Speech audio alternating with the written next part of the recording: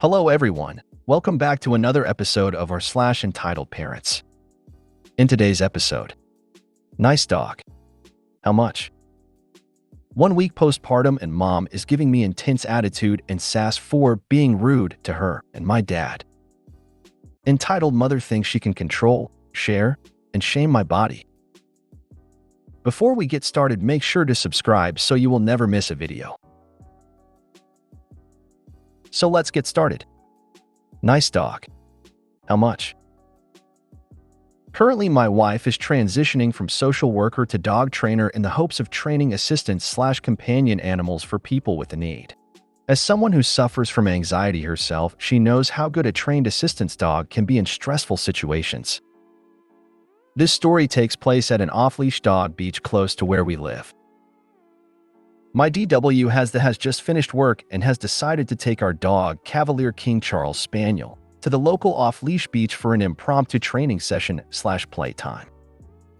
On arrival, she moves to a relatively quiet section of the beach and starts running the dog through some drop stays and recalls and other things that are good to reinforce in a high-distraction environment with lots of other off-leash dogs and people around.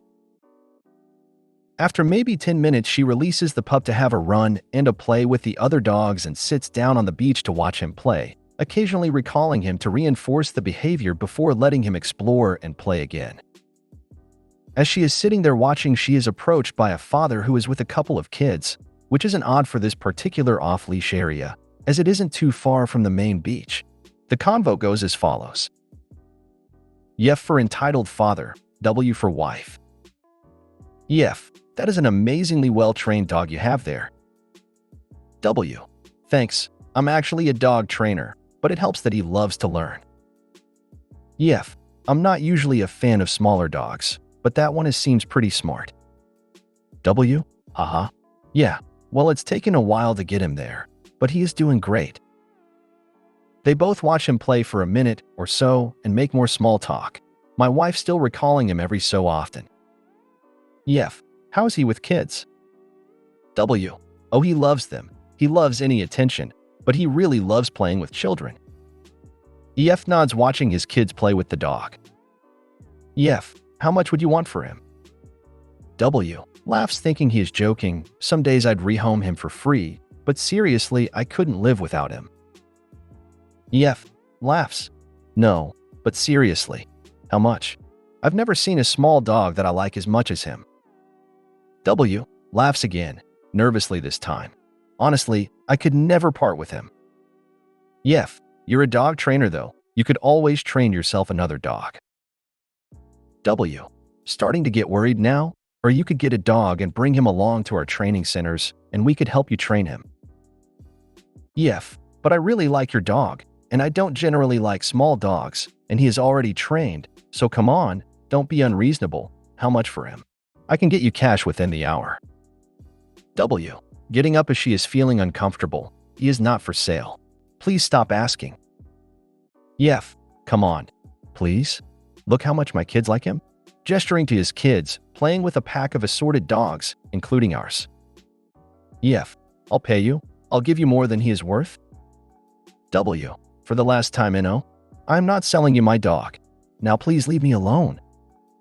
She starts to move toward the car park and calls the dog to put him on his leash so she can leave. As the dog runs up the beach, Yef tries to grab him by the collar, misses spectacularly and gets a face full of sand. W gets him back on his leash and gets to the car park before having a small panic attack standing at the back of her car. A couple of the regulars see her and calm her down and she tells them the story, but by then Yef and his kids have gone. We go back a few days later together, and there is a printed notice on the beach entrance asking people to be vigilant as a man was sighted trying to take people's dogs. Never mess with pet owners. Never, it's a bad idea. I had a friend who held my cat by hugging her hind legs, holding her upside down, so her little legs were going straight up, and other than that she was just hanging, upside down. He almost killed my cat as well when he started running around with her. Needless to say, he is no longer welcome in our house. Oh yeah, and one time he tried to grope my sister. What the heck? That's not a friend at all. That sounds worse than some enemies I have. That's horrible. I wish he would have gotten arrested. The fact that he has the balls to go back and try to steal more after most people are well aware of him is just crazy. I hope he ends up getting arrested. Not sure if he did. We think the sign was put up by one of the other regulars she spoke with in the car park after it happened. I kept reading it as entitled fart because for some reason father escaped my mind. 1 week postpartum and mom is giving me intense attitude and sass for being rude to her and my dad. I just gave birth to our second kid a week ago. The past week has been rough. Baby blues, bleeding nonstop down there from the dinner plate-sized wound in my uterus, feeling of uncertainty, not sleeping enough, compounded with the fact that my newborn cried for 2 nights in a row when we first brought her home. I would get up and weep for a good half hour before starting my day. To say I was a hot mess would be an understatement. Things improved a little the past couple of days. I was able to get about 4 hours of shut-eyes each night. I thought my baby blues were getting better, but I would still get overly emotional thinking about random things like not being able to spend more time with my older kid and feeling like an incompetent mom in general. My parents are in town to help us out, essentially playing postpartum nanny to me and helping with the kids if needed. They arrived 2 weeks ago and haven't really needed to deal with the kids too much since my husband is home on paternity leave, and my older kid goes to preschool during the week. My parents' main role so far has been to cook me postpartum food, making sure everyone is fed and helping my older kid get ready for school in the morning if my husband is too busy. My husband tried to educate my parents about baby blues and postpartum depression and told them specifically that I am currently in a very vulnerable state. My parents, however, seem to have brushed it off because, in their words, they have never known anyone who suffered from it. Even when I tried to talk to them and getting teary-eyed from my emotions, they were disappointingly dismissive and basically told me to stop feeling sorry for myself. This morning as I was having breakfast, my husband set my newborn down for a nap in the living room bassinet. She was drowsy but about to doze off. My dad came over and stared and made funny noises at her, which woke her up more. I got impatient and told him to stop stimulating her since it's time for a nap. My tone might have been a bit harsh, but I was not scolding him. It's purely out of impatience. My mom overheard me and immediately yelled at my dad to get up and go back to their room. Right away, I can feel that she's mad at me for what I said to my dad. Knowing her, whatever she yelled at him was really she passively telling me off. After that incident, she went ahead and gave me the worst attitude, slamming doors, ignoring me when I tried to talk to them, etc. I had an opportunity to talk to my dad and asked him what's going on. He said my mom is mad that I talked to him in such a harsh tone. That was when the floodgates opened and I started crying. I told him I have more than enough on my plate right now, and I don't understand why I have to appease my mom too. It's like having to take care of another child. I did not mean anything bad when I told my dad to shush so the baby can sleep, but my mom's interpretation took it to a whole other level. That on top of my already messed up hormones sent me into uncontrollable wailing. My husband saw what was happening and flew into a rage demanding that my mom stop whatever passive shit she's throwing at me. My mom's response is to become hysterical herself and yelling that she did not say anything to offend me and that I have been incredibly rude to her and my dad since I came home from the hospital. She even called me a liar for supposedly feeding falsehood to my husband that paints them as the bad guys. My husband said he does not care what her defense is, but making a 1-week postpartum mom cry is not acceptable. He told me to go to my room to be away from the negativity. While I was leaving, my mom continued to hurl insults at me, saying things like, "You reserve all your good temper for everyone else and give your parents the shitty end," and "You are a mom yourself. How can you behave like this?" My husband was caught between arguing with her and trying to get my older kid away from her grandma's temper tantrum. In his words, my mom was acting like a total brat in front of our toddler, and that was unforgivable. Anyhow, my husband is bringing my older kid to his mom's house to get away from the bad juju. I am seeking refuge in my own bedroom with the newborn. I'm too exhausted to deal with my mom's brattiness. Essentially, I'm a prisoner in my own home for the moment, all while trying to recover from childbirth. Opie, as a grandmother, I really think you need to send them packing now. They are contributing to your PPD, and it's only going to get worse. I am so sorry you are going through this. I can tell you, it's going to get better, but I know, from experience, that it probably doesn't feel that way right now. Sending a giant grandma hug. Thank you. I'm using this as an outlet to vent, and it's very encouraging to know that things will get better despite the general despair I am feeling right now. Stop being a prisoner then. What do you get out of this whole arrangement besides additional stress? They have never met anyone with PPD? How lucky they are. They should take that luck with them all the way to their own home.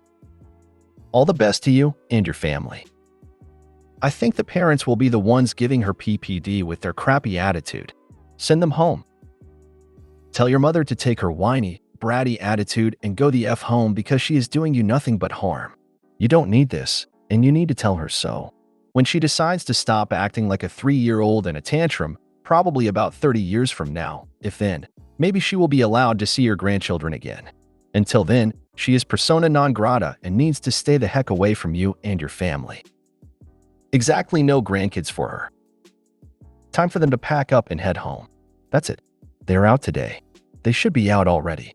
Stay in your room. Have your amazingly supportive hubby help them pack their stuff.